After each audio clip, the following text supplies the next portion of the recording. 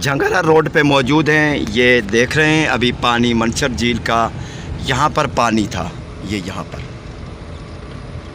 पानी काफ़ी नीचे उतर गया है, सतह पानी की कम हो गई है।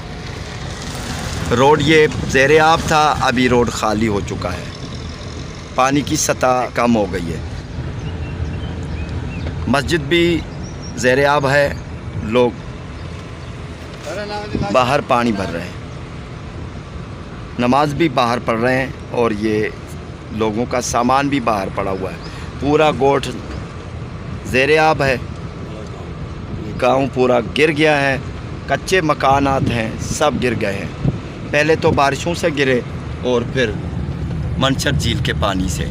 मंशर झील का पानी दूर दूर पहाड़ों तक फैला हुआ है, सतह उतर गई है। हम यहाँ पर आज पहुँचे हैं, ये पानी के निशानात हैं रोड पर, सड़क पर तकरीबन 2 फीट पानी यहाँ से उतर चुका है। ये तब हुआ है जब मंशर झील को कट लगे हैं।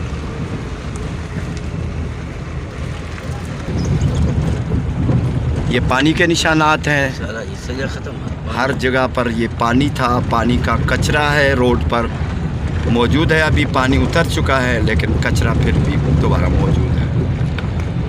बहुत सारे शहर हैं, गोठ हैं, वो ज़ेरे आब आ चुके हैं, उनके लोग यहाँ पर बाहर सड़क के किनारे आबाद हैं, टेंट लगाकर बैठे हुए हैं। सामने ये टेंट लगे हुए हैं।